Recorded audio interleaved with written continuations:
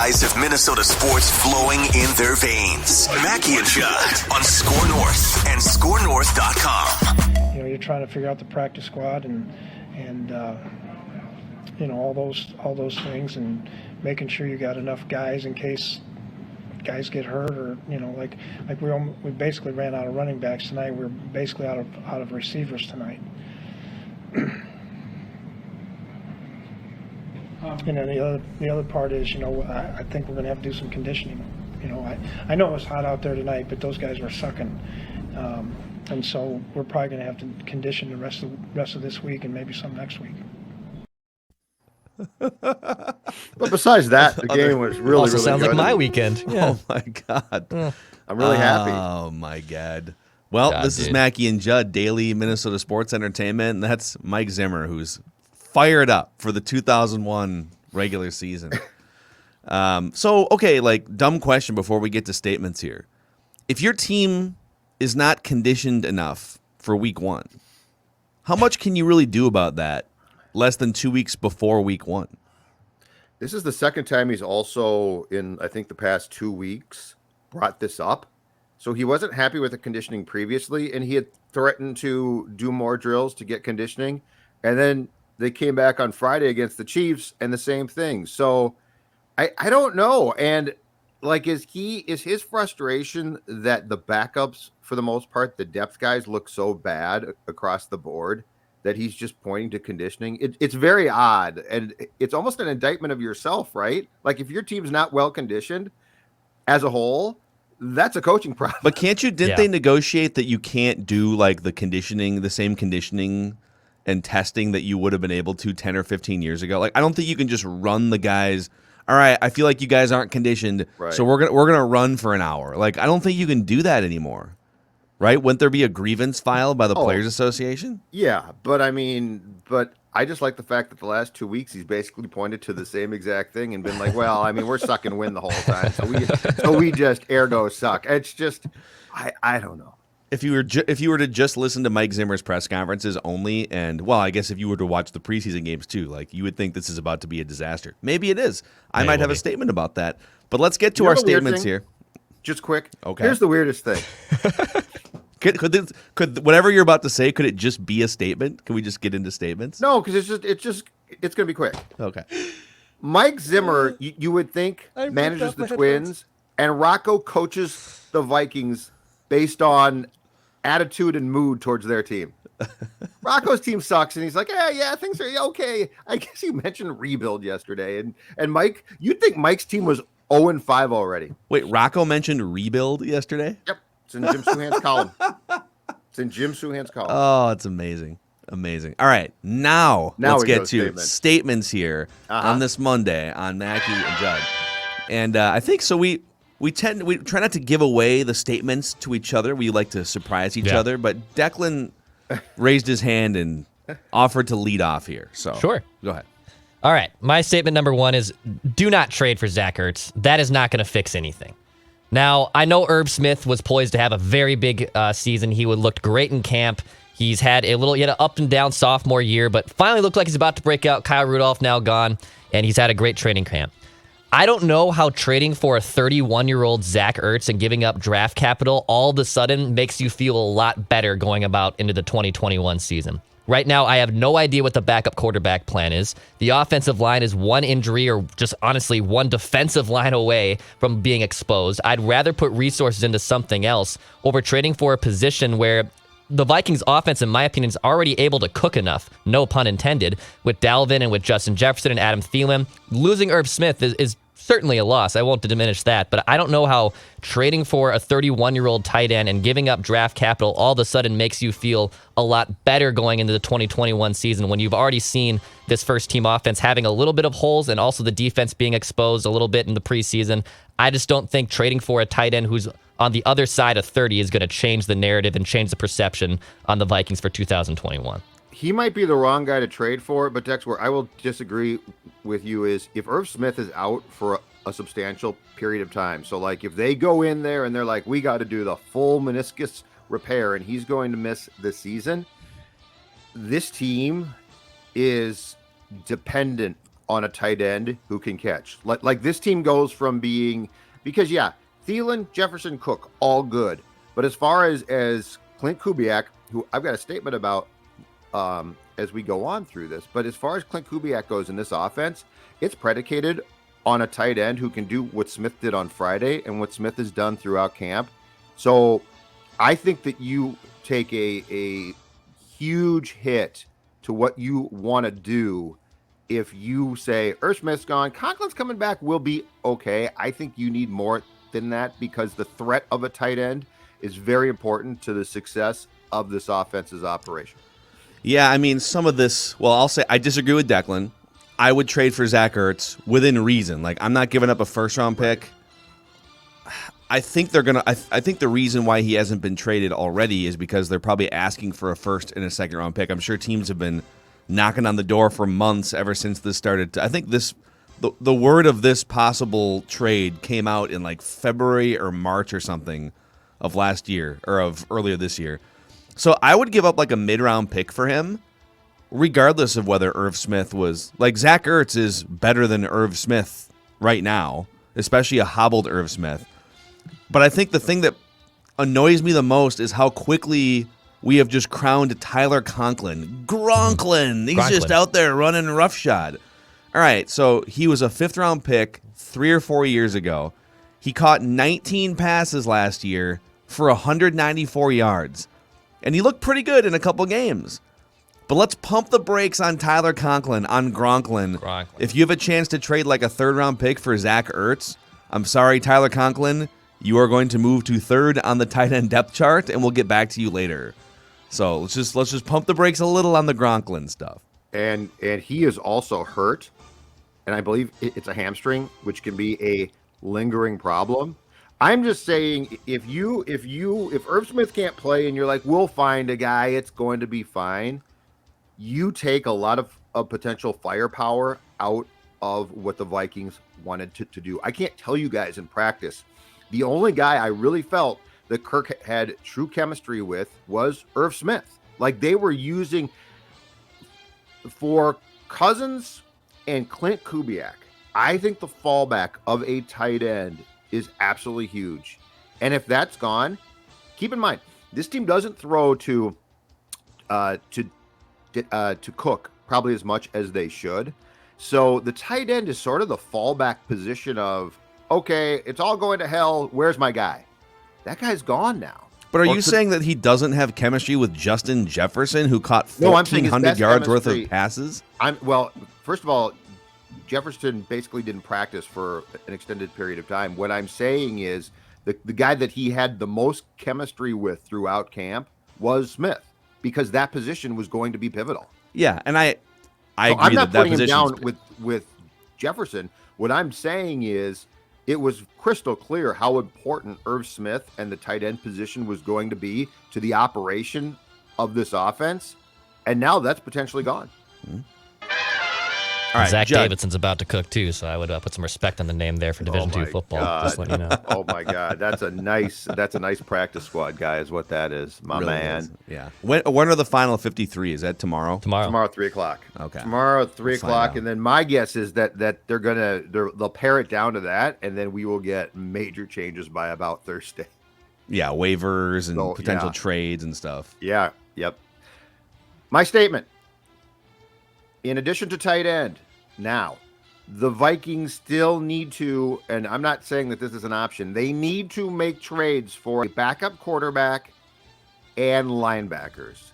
The lack of a backup to Cousins and the lack of backups at a position where Anthony Barr is very questionable to start the season is a mammoth concern. And I think that if you're smart, you need to get ahead of the game and not just say, hey, let's see what's on the wire, and pursue trades at those two spots in particular.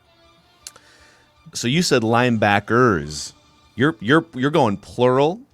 Are you acquiring multiple linebackers? I'm exploring it. I'm probably going to get one, but what I'm saying is I'm not going to let the luck of the draw on the waiver wire be like, oh, we got this slappy and he's okay.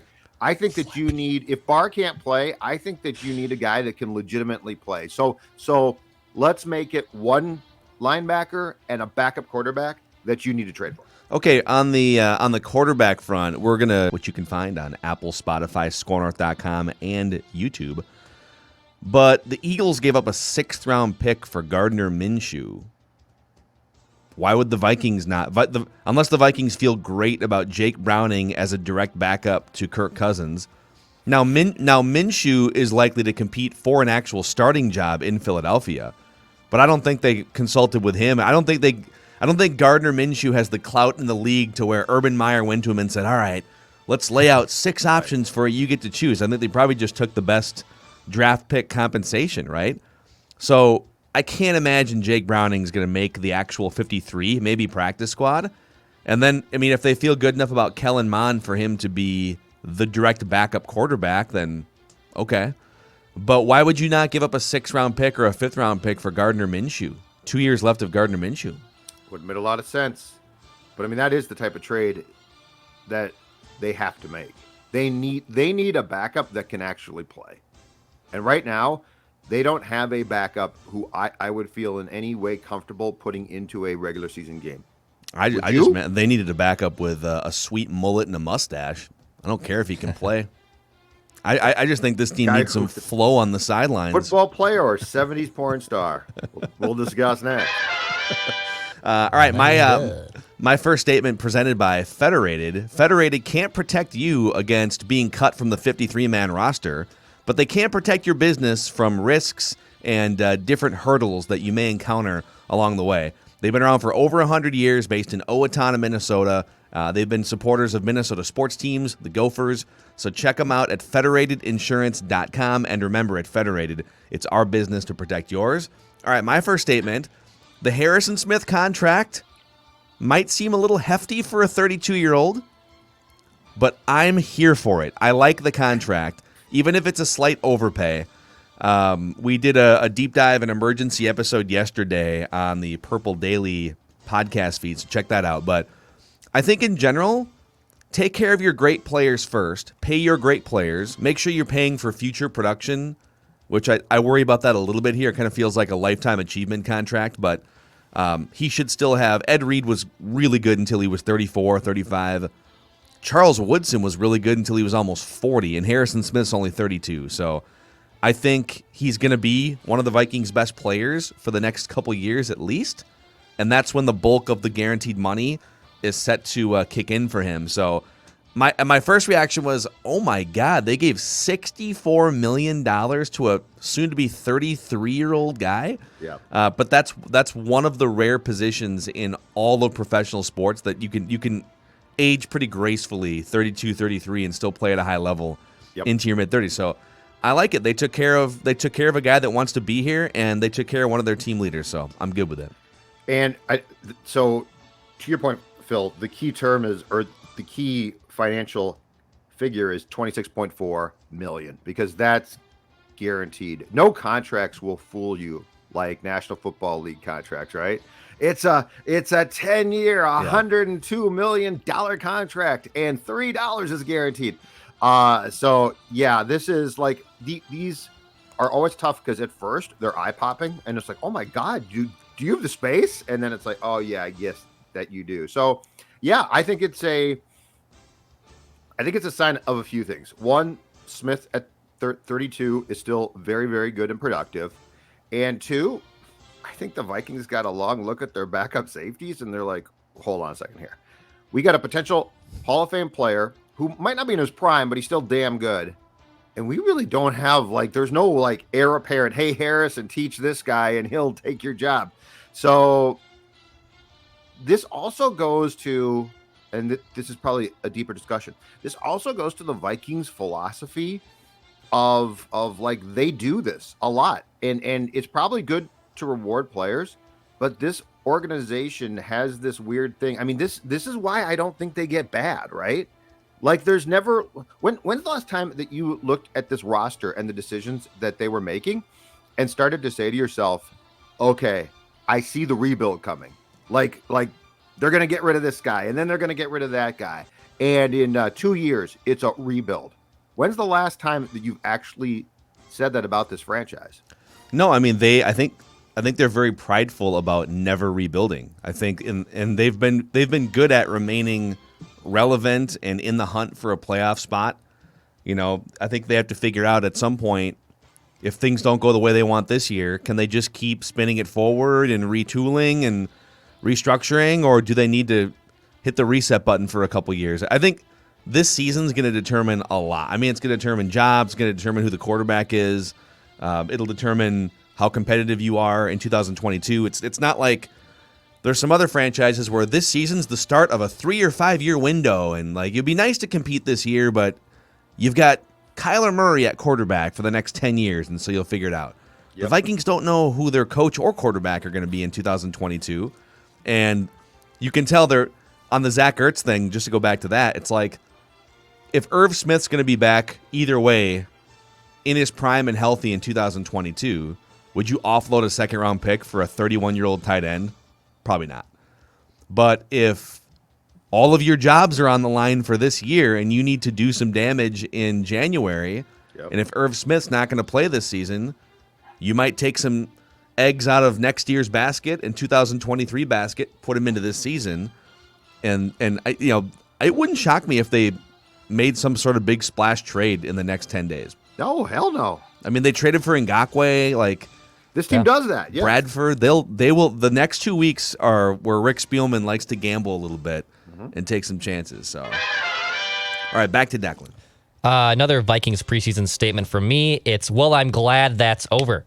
The Vikings preseason. I'm glad that is over. Whether it's overreacting like I've been doing to the preseason performance, whether it's underreacting. Are you admitting to overreacting right now? Yeah, I can admit to some faults in my life sometimes. But in general, that preseason was a disaster. The first team offense still did not score a touchdown out there. Kirk Cousins looked, I guess, better over the last and then the last game against the Chiefs. But in general, just another disastrous, mostly performance in the preseason. And whether it holds merit or not, we'll figure out when the regular season starts here in Cincinnati in a couple of weeks. But I'm just glad preseason football is over. I don't have to overreact to anything. Now that the actual season starts in 2 weeks, there might be another big trade to get me back all in. I don't think that will happen. But I'm just glad preseason football You're not all in, is over. But you're not now? No, I'm not really? all in. No. What do you mean? You're not all in on what, football season? No, I'm not all in on the Vikings 2021, I'm here legit. for it. No, I'm here for football season. I need football really badly. Vikings wise, I got my popcorn, baby. Dude. Yeah. Actually, popcorn's right here. I'll go statement within a statement. One way or another, this season is going to be epic for the Minnesota Vikings. This is all set up for them. If all right, guys start to get healthy. Jefferson's going to be a star. All the defensive players start to click. Once you put all the ones on the field, finally, this thing starts to click, and boom, they're off to the races. Or it all comes crumbling down, and we're talking about drafting quarterback. There are the range of outcomes for this team is so wide and fascinating. That's what I am here for. This guy right here, also here for it. Who's got two thumbs and is here for whatever? I am, but I am in. This is going to be epic, or like Phil said, awful. Yeah. My statement is this, off Declan's, and I can't believe at 51 I'm saying this. This is embarrassing. It's a confessional, but it's true. I have never enjoyed the NFL exhibition season like I did this year, and I'll explain why. The amount of young quarterbacks and quarterbacks on the rise who were showcased, and I would sit in front of the TV glued to watching, has never been this high.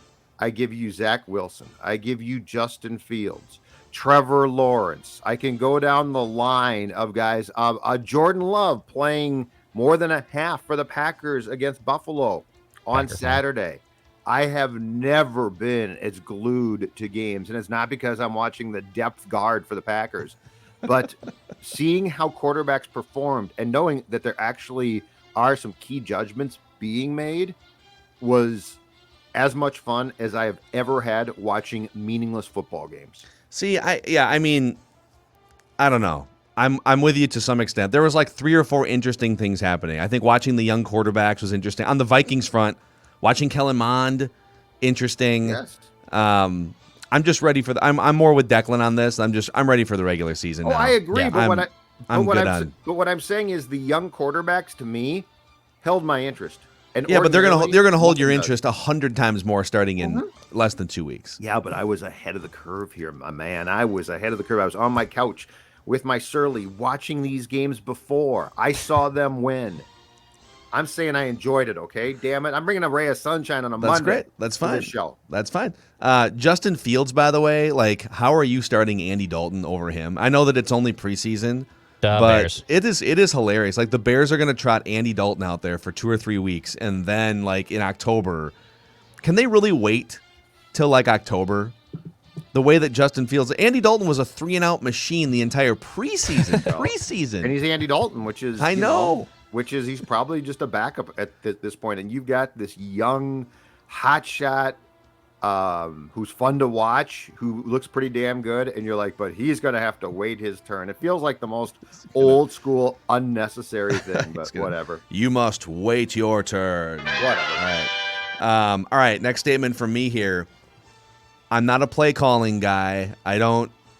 There's so many factors that go into play calling. It's hard to sit here on your couch and just be like, the Vikings should have done this. But my statement is the Vikings play calling looks like a disaster in certain areas again. And I'm trying to pull this up just for reference. If I can find it before the end of our segment or show here, I will. But the Vikings under Mike Zimmer, especially the last few years, and by the way, under Mike Zimmer and Gary Kubiak and now Clint Kubiak, they are so conservative on 2nd and short and 2nd and long and 1st and goal from like the 9 or the 8. Those situations, the Vikings love to run the ball. All right, 1st and goal from the 9. We got 3 cracks at the end zone. Let's hand it off to Alex Madison for 3. Complete waste of a play. Like, you might as well just light that play on fire. And then Kirk Cousins gets sacked on a 1st and 10. Okay, now it's 2nd and 18 or whatever. He just got sacked, so now we need to wave the white flag, and let's start preparing to punt now. Let's hand the ball off for 5 yards. 5 yards. It took a holding to get the 5 yards, and the Chiefs were so enamored by the Vikings' weak offensive approach. They're like, we'll just decline the penalty. It's now it's 3rd and 15. You guys have fun, right? And then 2nd and short, like, throw some play actions, go down the field. Offensive line has to hold up, but it hasn't been as much of a disaster in the preseason. So I'm just saying, like, be more aggressive. Stop auto handing off on 2nd and long every single time, for God's sakes. I am very concerned about Clint Kubiak. First time, as far as I know, play caller. 34.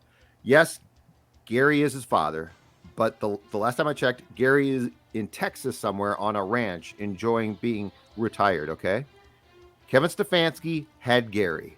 And my question is this. Who does Clint have beyond Zimmer yelling probably and screaming about play calls? I think this has the recipe to be a disaster. And I'm not even trying to fault Clint. I'm just saying he's a young guy.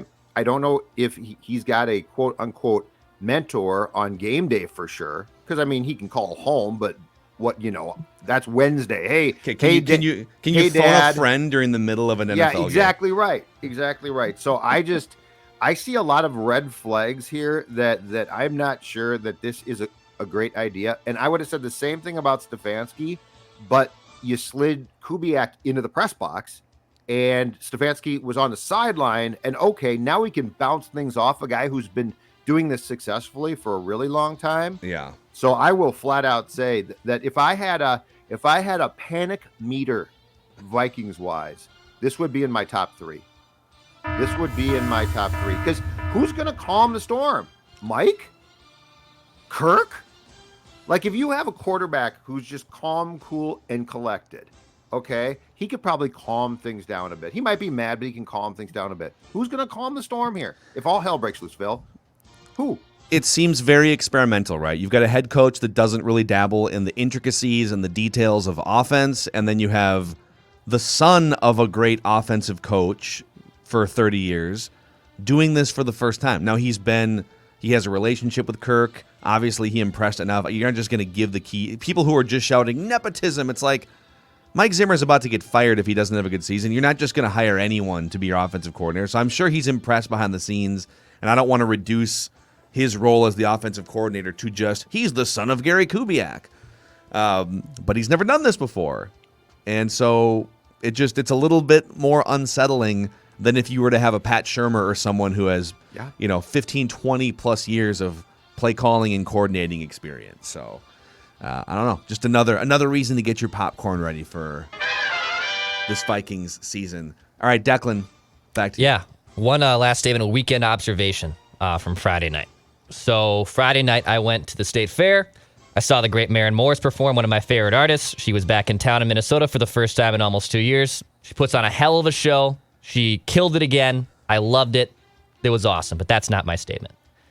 My statement is, Minnesota local artists, you need to have a little self-awareness.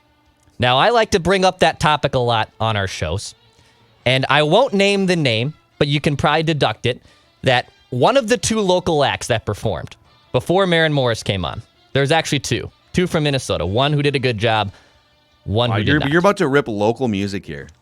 Yeah, I'm gonna rip the local artist, not necessarily the local music per se. Wow, dude. Number one, if you're from Minnesota and you've grown up here your whole life, using the term y'all a lot, like you're Toby Keith, is a non-starter for me. It's just a no for me, dog. Like if you're bragging that you're from the Midwest all the time, don't be putting out a y'all Southern draw like you have been living in the South your entire life. Well, maybe they were born. Maybe it's like Lindsey Vonn. They went skiing one time in Minnesota, and then they moved somewhere else. Tom Lehman. Yeah, I golfed once there. You're from there then, right? And then the second part of my, I think, 3-part thing here is he brags that, do you guys know who I am and I'm from here? And he goes, I'm from Plymouth. You guys ever heard of it? Dude, everyone knows where Plymouth is. It's in the metro. That's what You're someone not from Evelyn. That's what like an alien would say if they were dropped down, I'm trying to build rapport with Minnesotans. Have you heard of Maple Grove? Oh my God. And then Edina. No one had heard of this guy's music. Like, honestly, I was sitting next to other people and I was like, do you guys know who this is? And they're like, we've never heard of this guy. And I have a tough time when someone is like feeling himself and thinking he's all that and acting like the main act when no one knows who he is. And he's even saying, oh, you guys know this one, like to the crowd as he's singing his own music, and no one is singing along. No one is singing along. I think it's tough if you're from Minnesota, quote unquote, and you're trying to connect with Minnesotans, asking the audience if they've ever heard of Plymouth seems like a bit of a disconnect. I feel bad for this guy right now. I don't. Like, I feel like he was trying hard and he was trying to build a career. He was trying too hard. He was trying too hard. Dude's just trying to build a career. And it was painful to watch. And there's other things. I don't want to rip them too much, but I've already ripped off that Band-Aid. So it's just it was painful to get through. It was painful to get through. Just Minnesota, have a little more self-awareness about Minnesota and also who you are. Okay, I get when you're feeling yourself. I have an audience in front of me right here. I can get a little cocky sometimes, but dude, check yourself.